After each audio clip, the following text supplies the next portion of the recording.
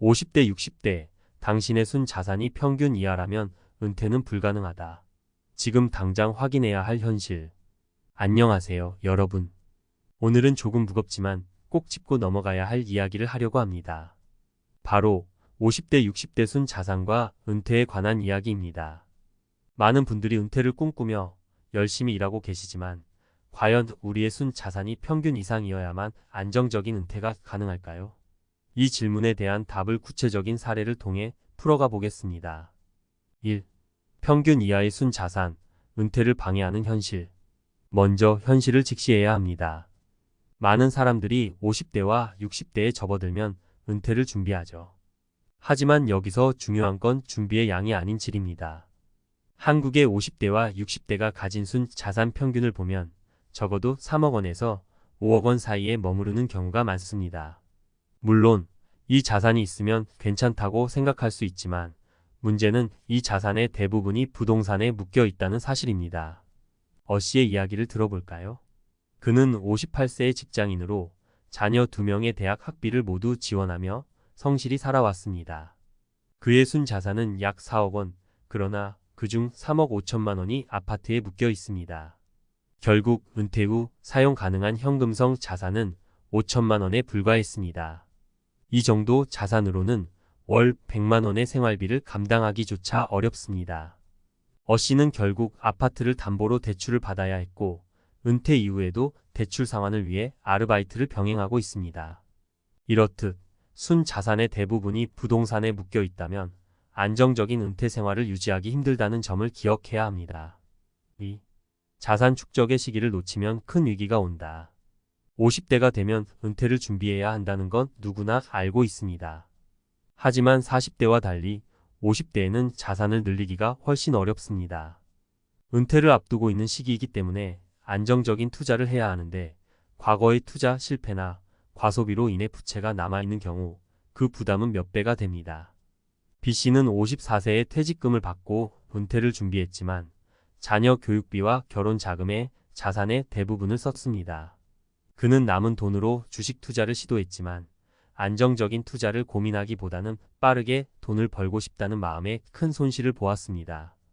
그 결과 B씨의 순 자산은 퇴직 전보다 더 줄어들었고 남은 건 채무뿐이었습니다.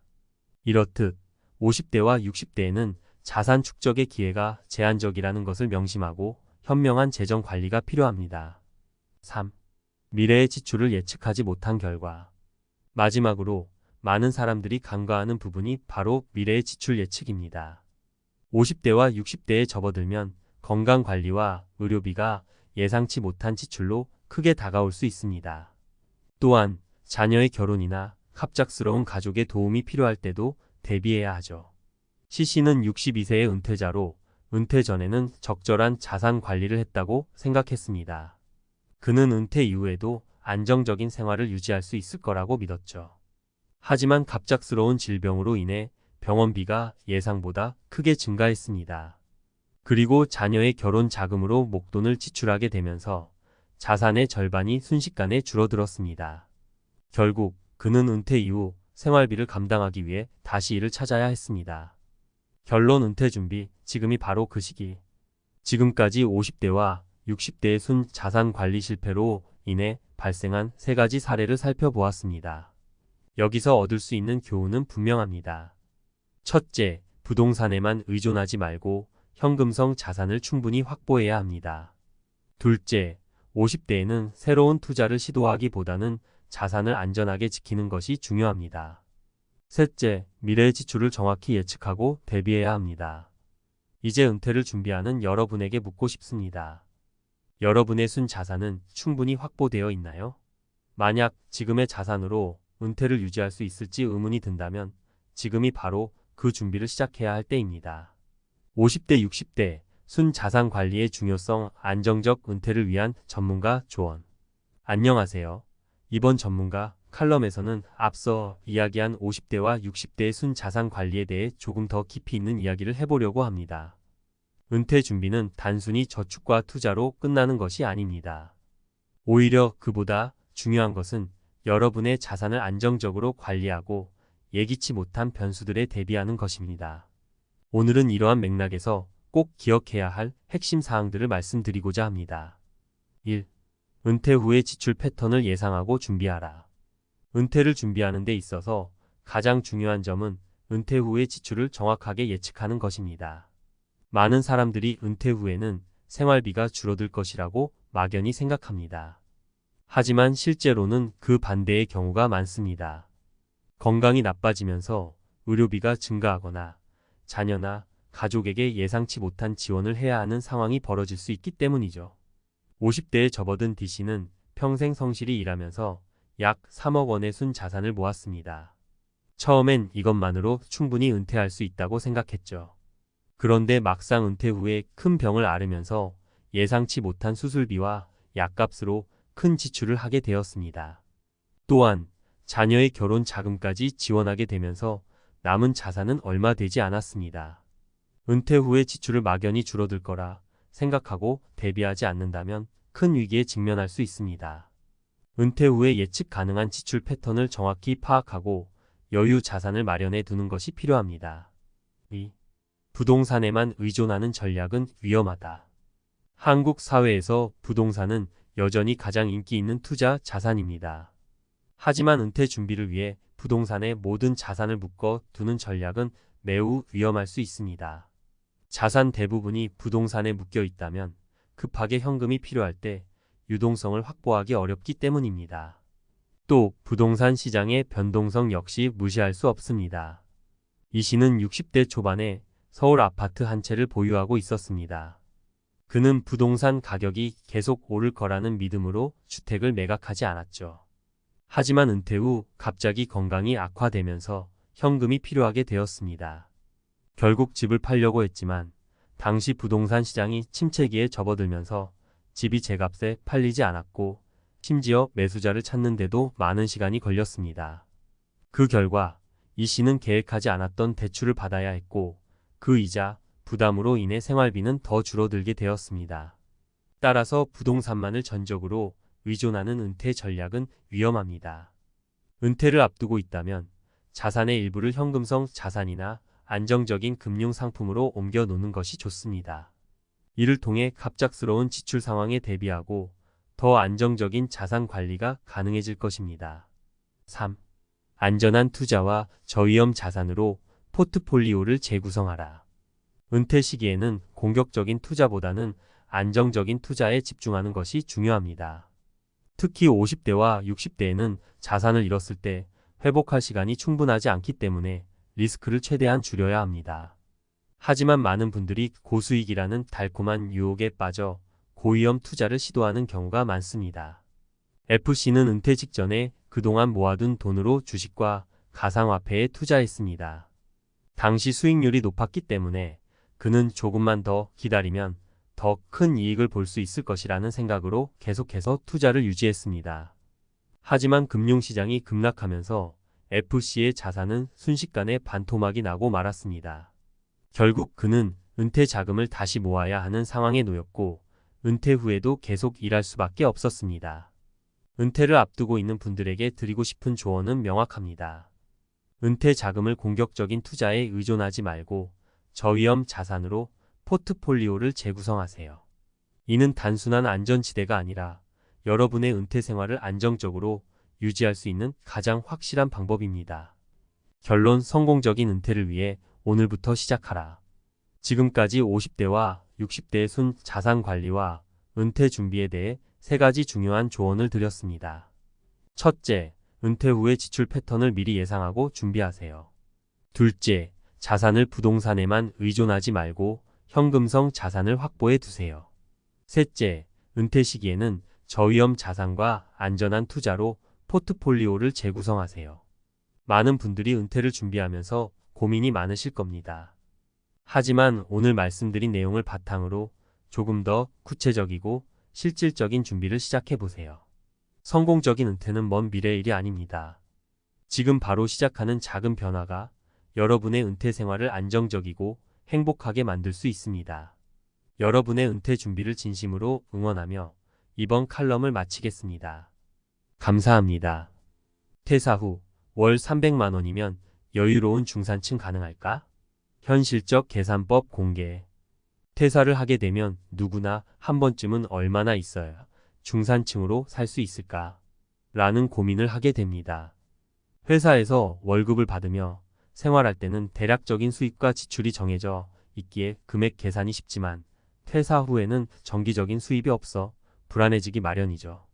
그래서 많은 사람들이 퇴사 후에 필요한 월 소득을 생각할 때 월 300만 원으로 충분할까? 라는 질문을 던집니다. 이 글에서는 퇴사 후 월 300만 원으로 중산층의 삶을 유지할 수 있는지, 그리고 현실적인 재정 계획을 어떻게 세울지에 대해 이야기해 보겠습니다. 첫 번째 사례, 최소한의 생활비를 유지하는 법. 퇴사 후 중산층의 기준은 사람마다 다를 수 있지만 대개 여유롭고 안정된 생활을 떠올립니다. 첫 번째 사례로 58세에 퇴사한 어씨를 소개할게요. 어씨는 퇴사 전 평범한 회사원이었고 30년간 한 직장에서 꾸준히 일하면서 연금과 약간의 퇴직금을 모았습니다. 어씨는 퇴사 후 월 300만 원으로 생활할 수 있을까를 고민하며 지출을 분석해 봤어요. 어씨는 일단 주거비를 줄이기 위해 집을 소형 아파트로 옮겼습니다. 관리비가 적고 유지비가 낮은 곳을 선택했죠. 그리고 외식비를 줄이고 자신이 직접 요리를 해서 먹는 식습관으로 바꾸었습니다. 또 어씨는 무리한 외부 활동보다는 집 주변에서 즐길 수 있는 취미를 찾아갔어요. 일주일에 한 번 동네 도서관을 가고 공원에서 산책을 하는 등 간단한 생활 습관을 만들었죠. 이러한 생활 변화로 어씨는 월 300만 원으로도 충분히 생활하며 여유를 찾을 수 있었습니다. 이 사례에서 알 수 있듯이 퇴사 후 월 300만 원으로 여유를 느끼기 위해서는 생활비를 효율적으로 줄이고 본인에게 필요한 것에만 소비하는 생활 태도가 필요합니다. 두 번째 사례, 부업을 통한 추가 수입 창출. 두 번째 사례는 60세에 퇴사한 B씨입니다. B씨는 퇴사 전부터 퇴직 후의 삶에 대해 고민하며 여러 가지 재정 계획을 세웠어요. 그는 평소 글쓰기를 좋아해서 이를 부업으로 연결할 방법을 모색했습니다. 그래서 퇴사 후에는 프리랜서로 블로그와 유튜브를 운영하면서 월 100만 원 정도의 추가 수익을 창출했죠. B씨의 월 소득은 연금 200만 원에 부업을 통한 100만 원의 수입을 합쳐 총 300만 원이 되었습니다. 물론 초기에는 수입이 적었지만 꾸준히 글을 쓰고 콘텐츠를 만들어 나가면서 그의 채널은 점차 인기를 끌었고 광고 수익과 구독자 후원금이 조금씩 늘어났어요. B씨는 이렇게 얻게 된 추가 수입으로 여행을 떠나기도 하고 평소에 배우고 싶었던 온라인 강의를 들으며 새로운 도전을 이어가고 있습니다. 이처럼 퇴사 후에도 스스로의 능력을 활용해 추가 수입을 창출한다면 중산층의 여유를 유지하는 데 큰 도움이 될 수 있습니다. 세 번째 사례의 현명한 자산 관리의 중요성. 마지막으로 65세에 퇴사한 C씨의 사례를 들어보겠습니다. C씨는 퇴사 전 직장에서의 연봉이 꽤 높은 편이었지만 퇴사 후 연금 수입이 크게 줄어 걱정이 많았어요. 그는 퇴사 후 갑자기 줄어든 수입에 맞춰 생활을 조정하지 못하면 큰 어려움에 처할 것을 알았죠. 그래서 퇴사 후 C씨는 은퇴 자산을 철저히 관리하기로 결심했어요. 우선 C씨는 자산관리 전문가의 도움을 받아 기존의 자산을 점검하고 필요한 지출과 불필요한 지출을 정리했습니다. 이후에는 인플레이션을 고려해 안정적인 수익을 가져다줄 배당주와 리츠 REITS에 투자했습니다. 매월 배당 수입을 통해 생활비의 일정 부분을 충당하게 된 것이죠. 그리고 C씨는 연금 수령 시기와 금액을 다시 한번 점검하여 연금을 최대한 효율적으로 활용할 수 있도록 조정했습니다. 이 사례에서 알 수 있듯이 퇴사 후에도 철저한 자산 관리와 투자 전략을 통해 안정적인 소득을 유지할 수 있다면 월 300만 원의 수입으로 중산층의 삶을 이어갈 수 있는 가능성이 커집니다. 결론, 퇴사 후 월 300만 원 가능할까? 이제 정리해 볼까요? 퇴사 후 월 300만 원으로 중산층의 생활을 유지하는 것이 불가능한 일은 아닙니다. 하지만 이를 실현하기 위해서는 세 가지 중요한 조건이 필요합니다. 첫째, 불필요한 소비를 줄이고 효율적인 생활 방식을 채택해야 합니다. 둘째, 추가 수입을 창출할 수 있는 자신만의 능력과 취미를 활용해야 하며, 셋째, 현명한 자산 관리와 투자 전략이 뒷받침되어야 합니다. 퇴사 후에는 고정 수입이 줄어들기 때문에 매달 들어오는 돈을 어떻게 관리하고 활용하느냐가 중산층 생활의 핵심이라고 할 수 있습니다. 어시 BC CC의 사례에서 보듯이 각자의 상황에 맞는 계획을 세우고 이를 철저히 실천한다면 여유롭고 안정적인 은퇴 생활을 이룰 수 있을 것입니다. 퇴사 후 월 300만 원으로 중산층의 여유를 느끼기 위해 지금부터 현실적인 계획을 세워보는 건 어떨까요? 퇴사 후 중산층으로 살기 위한 전문가의 조언. 퇴사 후에도 중산층의 삶을 유지하는 것은 많은 사람들이 꿈꾸는 목표입니다. 하지만 퇴사 후 고정 수입이 줄어들면서 자칫 방심하면 경제적인 어려움에 직면할 수 있습니다. 앞서 이야기한 사례들에서 우리는 퇴사 후 월 300만 원의 생활비가 어떻게 하면 여유로운 중산층의 삶을 가능하게 하는지 살펴보았습니다. 그렇다면 이 내용을 보다 구체적으로 전문가의 시각에서 살펴보며 어떻게 하면 퇴사 후에도 경제적 안정과 여유를 가질 수 있을지 이야기를 이어가 보겠습니다. 1. 생활비 최적화 필수 지출과 선택적 지출의 구분. 우선 퇴사 후에는 생활비를 현명하게 관리하는 것이 가장 중요한데 이를 위해서는 필수 지출과 선택적 지출을 명확히 구분해야 합니다. 퇴사 전에는 안정된 수입 덕분에 큰 고민 없이 지출하던 것들이 많을 수 있습니다. 하지만 퇴사 후에는 수입이 크게 줄어들 수 있기 때문에 꼭 필요한 지출과 그렇지 않은 지출을 구분하여 소비를 효율적으로 조정해야 합니다. 사례에서 언급된 어씨는 주거비를 줄이기 위해 소형 아파트로 옮기고 외식비를 줄이기 위해 스스로 요리를 하는 생활 습관을 들였습니다. 이러한 변화는 단순히 돈을 아끼기 위한 선택이 아니라 퇴사 후의 생활 안정화를 위한 필수적인 전략입니다. 여기서 중요한 것은 본인의 생활 수준을 무조건 낮추기보다는 더 적은 비용으로 더 큰 만족을 얻을 수 있는 방식을 찾는 것입니다.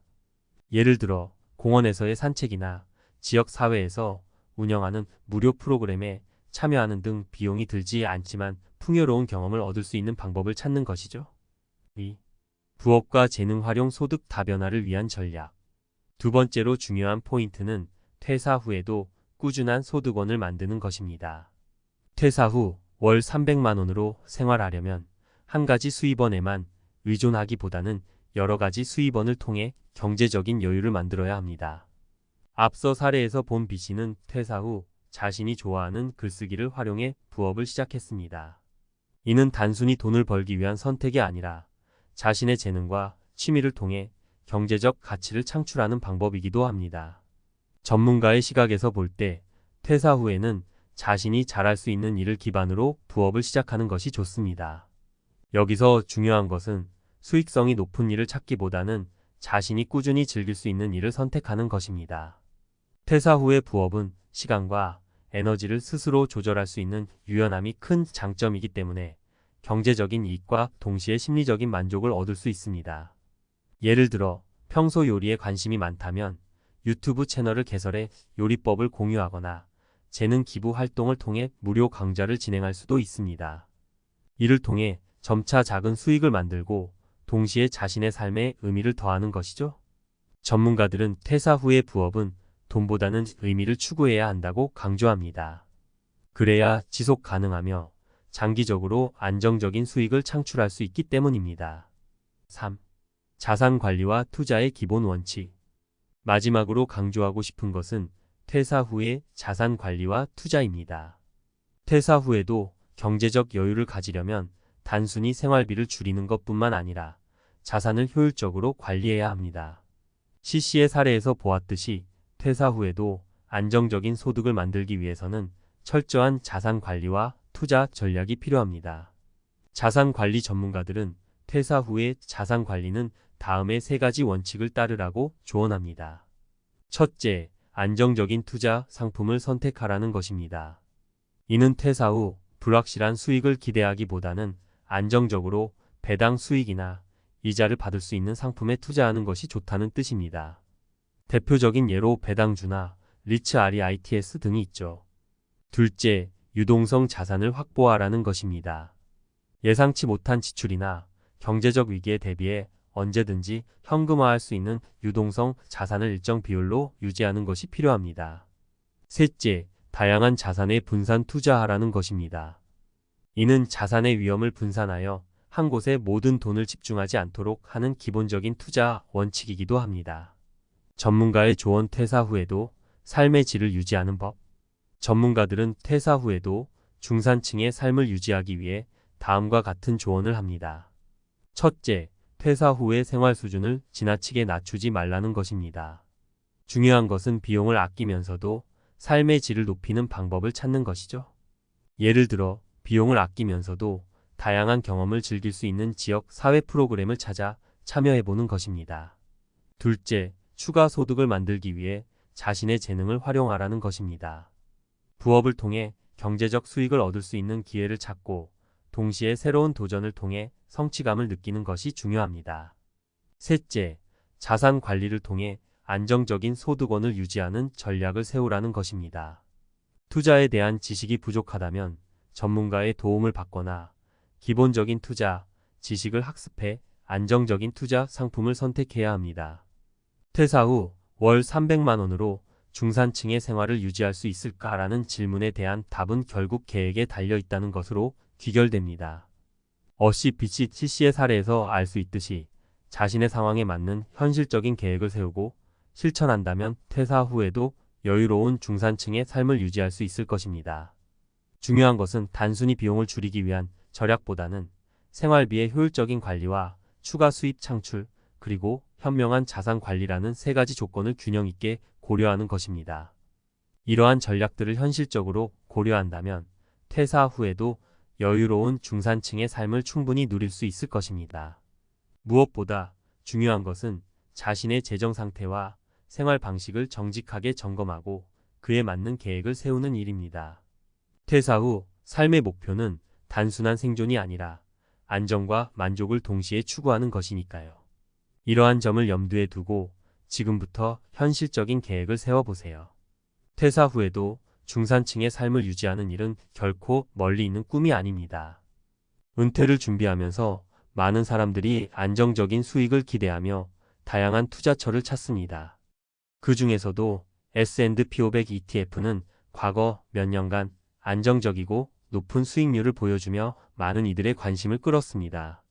올인 투자라고 불리는 이 전략은 단순히 S&P 500의 모든 은퇴 자산을 투자함으로써 시장의 성장을 그대로 누리겠다는 생각에서 출발했습니다. 하지만 모든 것이 계획대로 흘러가지 않을 때 그 결말은 얼마나 비참할 수 있는지에 대한 이야기를 나눠보고자 합니다. 1. 김 씨의 이야기. 거대한 폭락의 공포. 김 씨는 50대 초반에 접어들면서 본격적으로 은퇴 자금을 마련하기 시작했습니다. 그는 S&P 500의 역사적 수익률을 보고 자신만의 미래를 설계했습니다. S&P 500만 있으면 걱정 없지라는 확신 아래 모든 자산을 S&P 500 ETF에 투자했습니다. 초기 몇 년간은 꾸준한 상승으로 자산이 불어나 김 씨는 안도했습니다. 그러나 2023년 말 예상치 못한 글로벌 경제 위기와 금리 상승으로 S&P 500은 급격히 하락하기 시작했습니다. 김 씨의 자산은 단기간에 반토막 났고 그는 은퇴 후의 생활비에 큰 불안을 느끼게 되었습니다. 모든 걸 S&P 500에 맡긴 게 큰 실수였어라는 후회가 김 씨를 괴롭혔습니다. 이 씨의 실수. 다각화의 중요성을 모르다. 이 씨는 젊었을 때부터 투자에 관심이 많았고 특히 S&P 500의 장기적인 성장을 믿었습니다. 그는 은퇴 자산의 대부분을 S&P 500 ETF에 투자하면서도 일부를 부동산과 채권에 분산 투자했습니다. 그러나 2024년에 발생한 글로벌 금융위기로 인해 주식시장은 큰 타격을 입었고 부동산 시장도 하락세를 보였습니다. 이 씨는 다각화의 중요성을 일깨워 주었지만 여전히 S&P 500의 비중이 높아 손실을 만회하기 어려웠습니다. 이 씨의 경험은 한 종목이나 한 시장에 지나치게 의존하는 것이 얼마나 위험한지를 잘 보여줍니다. 3. 박 씨의 교훈. 전문가의 조언을 무시하다. 박 씨는 은퇴 자산을 모두 S&P 500 ETF에 투자하면서 스스로의 판단만을 믿었습니다. 그는 다양한 투자 옵션과 전문가들의 조언을 무시하고 단순히 S&P 500의 과거 성과에 의존했습니다. 그러나 시장은 예측 불가능하며 박 씨가 예상하지 못한 여러 변수들이 발생했습니다. 결과적으로 박 씨는 큰 손실을 보게 되었고 은퇴 후의 삶을 유지하기 어려운 상황에 처하게 되었습니다. 박 씨의 이야기는 전문가의 조언을 듣고 다양한 투자 전략을 고려하는 것이 얼마나 중요한지를 강조합니다. 다각화의 중요성. 이 세 가지 사례는 모두 S&P 500에 올인 투자한 것이 공통점입니다. 그러나 이들이 겪은 결과는 모두 다릅니다. 김 씨는 시장의 급락으로 인해 자산이 크게 줄었고 이 씨는 다각화가 부족해 손실을 만회하지 못했으며 박 씨는 전문가의 조언을 무시한 나머지 큰 타격을 입었습니다. 이들의 이야기는 단일 자산에 모든 것을 투자하는 것이 얼마나 위험한지를 여실히 보여줍니다. 투자의 기본 원칙 중 하나는 다각화입니다. 이는 다양한 자산에 투자함으로써 리스크를 분산시키는 전략입니다. S&P 500 ETF는 분명히 매력적인 투자처이지만 모든 자산을 여기에만 투자하는 것은 위험할 수 있습니다. 주식시장은 변동성이 크며 예기치 않은 사건들이 발생할 수 있기 때문입니다. 따라서 주식 외에도 채권, 부동산, 금과 같은 다양한 자산에 분산 투자하는 것이 바람직합니다. 장기적인 계획과 리밸런싱. 또한 투자 계획을 세울 때는 장기적인 시각을 가지는 것이 중요합니다. 시장의 단기적인 변동에 일희일비하지 않고 꾸준히 투자 목표를 유지하는 것이 필요합니다. 더불어 정기적으로 포트폴리오를 점검하고 리밸런싱을 통해 자산 배분을 조정하는 것도 중요합니다. 이렇게 하면 특정 자산군에 과도하게 노출되는 것을 방지할 수 있습니다. 전문가와의 상담. 마지막으로 투자에 있어서 전문가의 조언을 구하는 것도 좋은 방법입니다. 금융 전문가나 재무 상담가와 상담하여 자신에게 맞는 투자 전략을 세우는 것이 중요합니다. 전문가의 조언을 통해 자신이 놓치고 있는 부분을 보완하고 보다 안정적인 투자 계획을 수립할 수 있습니다. 결론. 모든 은퇴 자산을 S&P 500에 올인하는 것은 큰 유혹일 수 있지만 이는 매우 위험한 전략일 수 있습니다. 김 씨, 이 씨, 박 씨의 사례에서 보듯이 단일 자산에 모든 것을 맡기는 것은 예기치 못한 상황에서 큰 손실을 초래할 수 있습니다. 다각화된 포트폴리오를 구성하고 장기적인 계획을 세우며 전문가의 조언을 구하는 것이 안정적인 은퇴 생활을 위한 현명한 선택일 것입니다. 은퇴는 인생의 중요한 전환점이므로 신중하고 전략적인 접근이 필요합니다. 올인 투자의 매력과 위험성. S&P 500 ETF는 그동안 꾸준한 성장과 높은 유동성으로 많은 투자자들에게 사랑받아왔습니다. 역사적으로 보면, 장기적으로 보면 상당한 수익을 제공해 왔죠. 그래서 올인 투자, 즉 모든 자산을 S&P 500에 투자하는 전략이 매력적으로 보일 수 있습니다. 하지만 앞서 이야기한 것처럼 이는 상당한 위험을 동반합니다. 왜 올인 투자가 위험할까요? 시장은 예측할 수 없는 변동성을 가지고 있기 때문입니다. 경제 위기, 금리 변동, 지정학적 리스크 등 다양한 요인이 주식시장에 영향을 미칩니다. 특히 은퇴 자산은 앞으로의 생활을 책임지는 중요한 자산이기 때문에 이 자산이 크게 흔들리면 곧바로 생활에 영향을 미칠 수 있습니다. 다각화의 중요성. 다각화는 투자, 포트폴리오의 리스크를 줄이는 가장 기본적이고도 중요한 전략입니다. 모든 계란을 한 바구니에 담지 말라는 속담이 있듯이 다양한 자산에 분산 투자함으로써 특정 자산의 급락이 전체 자산에 미치는 영향을 최소화할 수 있습니다. 다각화의 구체적인 방법은 주식과 채권의 비율 조정. 주식은 높은 수익률을 기대할 수 있지만 변동성이 큽니다. 반면 채권은 비교적 안정적이지만 수익률은 낮습니다. 두 자산을 적절히 배분하면 전체 포트폴리오의 변동성을 줄일 수 있습니다. 국내외 자산 분산. 국내 주식만 투자하는 것보다 해외 주식, 해외 채권 등 다양한 지역에 투자함으로써 특정 국가의 경제 상황에 덜 의존하게 됩니다. 다양한 산업 섹터 투자. 기술, 헬스케어, 에너지 등 다양한 산업에 투자하면 특정 산업의 침체가 전체 포트폴리오에 미치는 영향을 줄일 수 있습니다. 대체 투자 포함 부동산, 금, 원자재 등 전통적인 주식과 채권 외의 자산에도 투자하여 리스크를 분산시킬 수 있습니다. 리밸런싱의 필요성. 포트폴리오를 다각화했다 하더라도 시간이 지나면서 자산 비율이 변동하게 됩니다. 예를 들어 주식시장이 호황을 누리면 주식의 비중이 커지고 채권의 비중은 줄어들 수 있습니다. 이런 상황에서 정기적으로 포트폴리오를 점검하고 초기 비율로 조정하는 것이 중요합니다. 이를 리밸런싱이라고 합니다. 리밸런싱의 장점.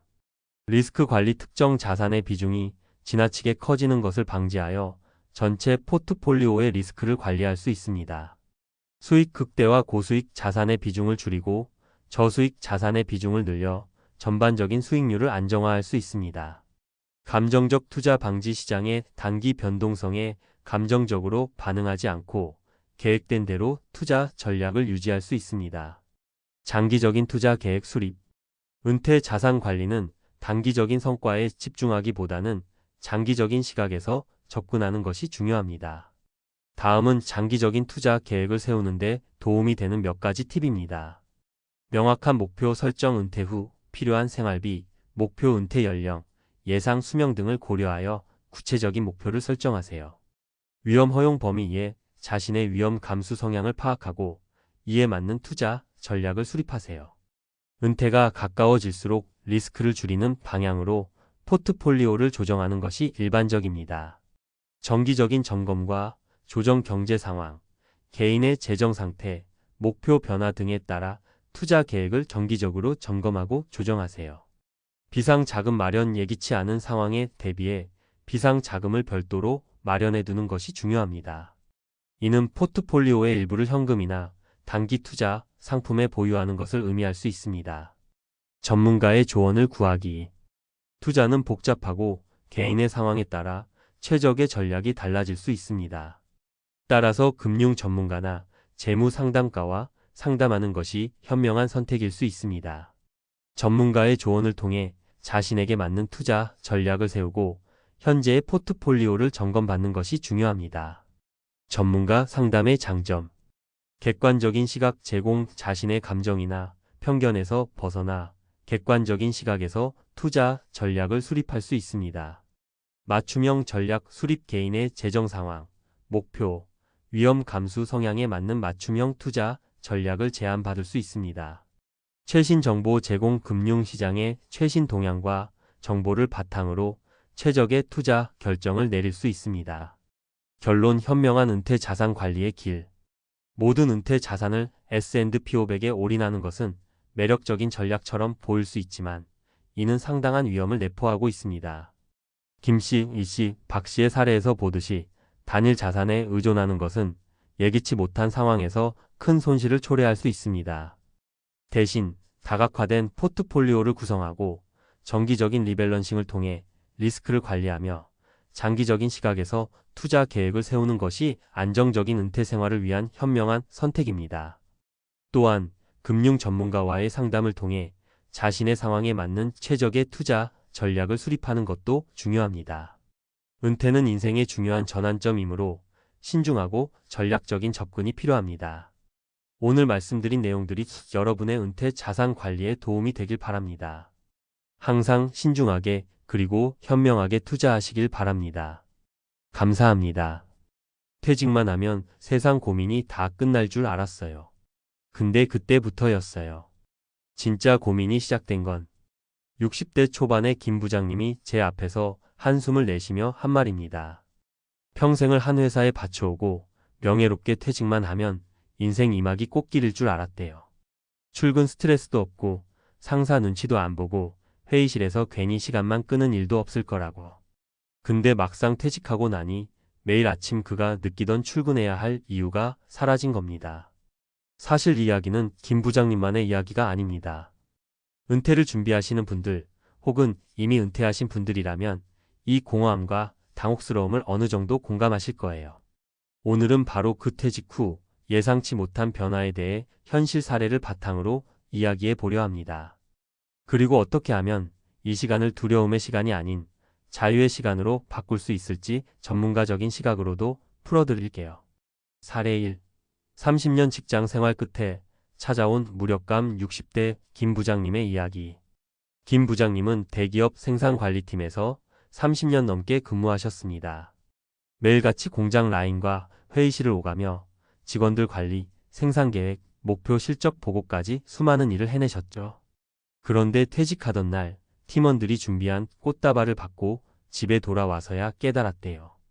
이제 난 어디에도 필요 없는 사람이구나.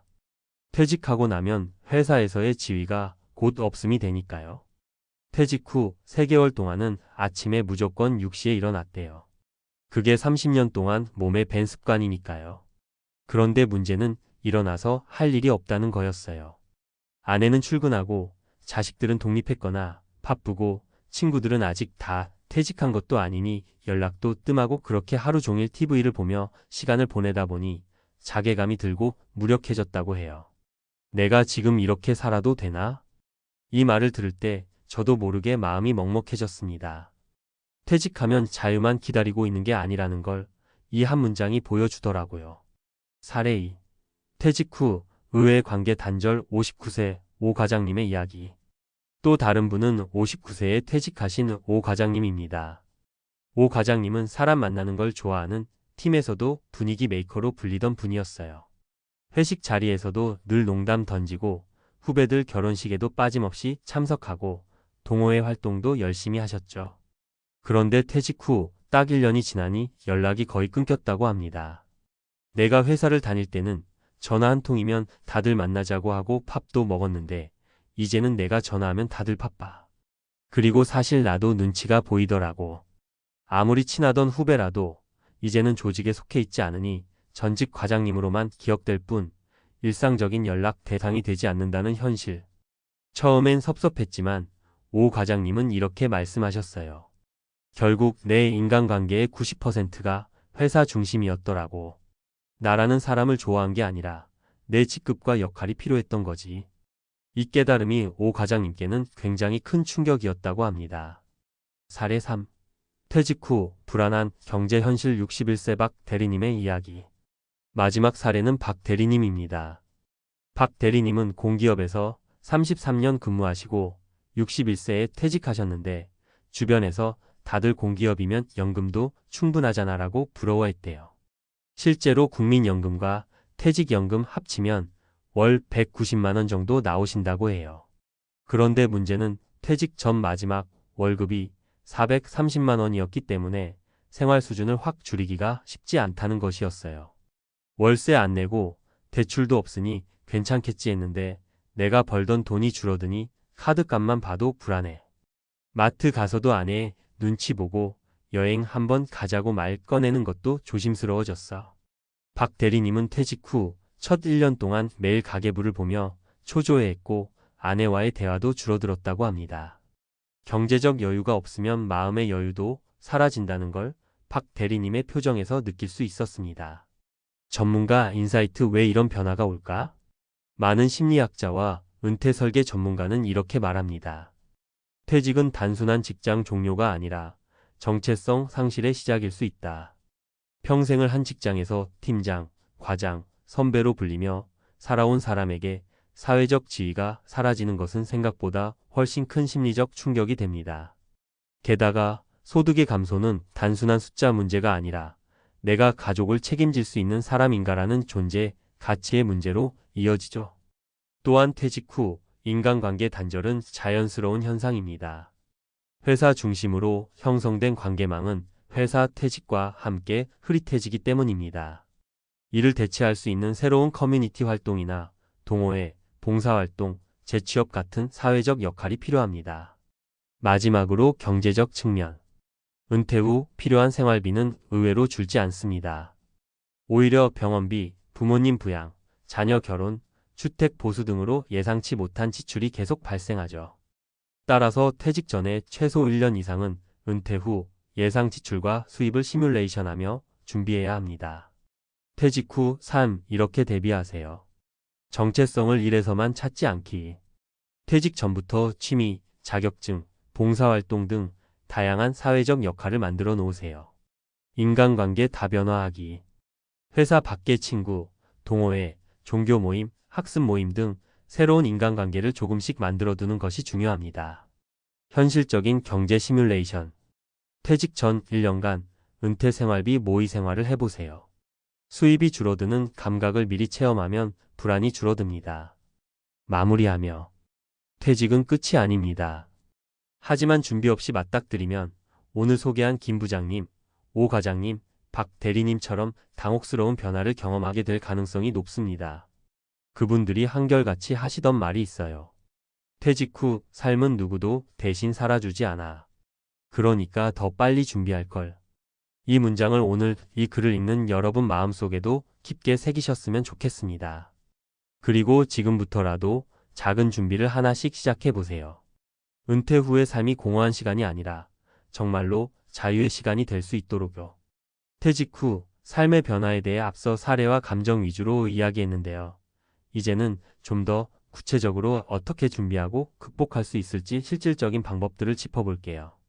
특히 여러분이 직접 활용할 수 있도록 생각보다 간단하지만 놓치기 쉬운 팁도 함께 소개하겠습니다. 먼저 은퇴 후에 찾아오는 정체성의 공백, 인간관계 단절, 그리고 경제적 불안이라는 세 가지 큰 변화를 어떻게 관리할 수 있을지 하나씩 깊게 들어가 볼게요. 1. 정체성 상실과 무기력 극복법. 퇴직하면서 가장 힘든 부분 중 하나가 나는 이제 누구인가? 라는 질문이에요. 30년, 40년 동안 부장 과장으로 불리던 자리가 사라지니까 나라는 존재 자체가 흔들리죠. 여기서 중요한 건 1회에도 나를 정의하는 것이 반드시 있어야 한다는 점입니다. 예를 들어 김 부장님처럼 회사 밖에서 전혀 다른 취미나 사회적 역할이 없으면 허탈감이 클 수밖에 없어요. 구체적인 팁을 드리자면 은퇴 전 최소 12년 전부터 아래와 같은 활동을 시작해 보세요. 취미 개발 그림, 악기, 글쓰기, 등산, 사진 등 관심 있는 분야에 도전해 보세요. 새로운 스킬은 뇌를 자극하고 삶의 활력을 줍니다. 봉사활동 참여, 지역 사회봉사나 노인복지센터, 환경단체 등에서 활동하면 필요한 존재라는 느낌을 받을 수 있어요. 자격증 취득 또는 공부 평소 관심 있었던 분야, 공부를 통해 자기개발도 하시고 필요하면 재취업 기회도 엿볼 수 있습니다. 심리학 연구에 따르면 은퇴 후 활발한 사회 참여와 꾸준한 자기개발은 우울증과 무기력 감소에 큰 효과가 있다고 해요. 2. 인간관계 단절 어떻게 준비할까? 오 과장님의 사례처럼 직장 중심의 인간관계는 은퇴 후 크게 약화됩니다. 친구와의 연락이 뜸해지고 외로움을 느끼는 분들이 많죠? 이 문제를 완전히 피할 수는 없지만 퇴직 전부터 인간관계를 다변화하는 게 중요해요. 회사 동료 외의 다양한 모임이나 취미 활동에서 두 번째 네트워크를 만들어 두는 거죠.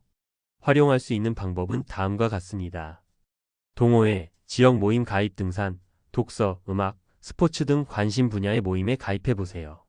최소 한 달에 한두 번은 꾸준히 참석하는 게 좋아요. 온라인 커뮤니티 활용 요즘은 SNS나 카카오톡 오픈 채팅, 네이버 카페 등 온라인 모임도 활발해요. 비슷한 관심사 가진 사람들과 부담 없이 소통할 수 있습니다. 가족과의 소통 강화 퇴직 후 자칫 가족과 멀어질 수 있으니 의식적으로 시간을 보내고 대화하려는 노력이 필요합니다. 가족 단위 여행이나 소규모 행사도 추천해요. 연구 결과, 은퇴 후에도 꾸준히 사회적 관계를 유지하는 사람들은 심리적 안정감이 훨씬 높고 건강에도 긍정적 영향을 받는다고 합니다. 3. 경제적 불안 관리법. 박 대리님처럼 월급이 줄어들면서 생활 패턴을 완전히 바꾸기 쉽지 않은 분들이 많아요. 특히 의료비, 주택 유지비, 자녀 결혼 비용 등 갑작스러운 지출도 나오니까요. 가장 먼저 해야 할 일은 은퇴 후 생활비에 대한 정확한 계산입니다. 실제 지출 내역을 바탕으로 아래 항목을 꼼꼼히 체크하세요. 기본 생활비, 식비, 공과금, 교통비 등. 주거비, 집을 소유했는지, 월세인지, 대출 상황. 의료비, 보험료, 약값, 병원 진료비 예상. 여가 및 문화비, 취미, 여행, 문화생활에 쓸 비용. 기타 자녀 결혼, 부모 부양, 갑작스러운 지출. 은퇴 전 최소 1년간은 모의 은퇴 생활비 체험을 해보는 게 좋아요. 예를 들어 퇴직 후 월급이 50% 줄어든다고 가정하고 그 돈만 써보는 거죠. 생각보다 생활 패턴을 빨리 바꾸는 게 쉽지 않아서 정신적으로도 미리 준비가 됩니다. 또한 공적연금과 개인연금 그리고 금융 자산을 다시 한번 점검하고 부족하면 다음과 같은 대책을 세워야 합니다. 연금 추가 가입 또는 연장. 소액이라도 투자 포트폴리오 다변화. 필요시 일부 재취업, 프리랜서 활동 고려. 지출 구조 조정 카드 사용 줄이기, 불필요한 구독 해지 등. 마지막으로 은퇴 자산과 현금 흐름이 평생 유지되도록 전문가 상담을 받는 것도 추천합니다. 재무 설계사가 상황에 맞는 구체적인 계획을 함께 세워줄 수 있거든요. 4. 주의할 점과 꼭 기억할 것들. 은퇴 후 너무 갑작스럽게 모든 걸 바꾸려 하지 마세요. 변화는 서서히 작은 습관부터 바꾸는 게 효과적입니다. 정신 건강도 꼭 챙기세요. 우울감이나 불안 증세가 지속되면 전문가 상담을 받는 게 좋습니다. 정신과나 상담센터 도움을 받는 게 부끄러운 일이 아니에요. 가족과의 대화는 꾸준히 이어가야 합니다. 경제적 어려움, 감정 변화 모두 솔직하게 공유하는 게 관계를 지키는 비결입니다. 나만 힘든 게 아니다. 많은 사람이 겪는 변화라는 걸 기억하세요. 이 공감이 큰 힘이 됩니다.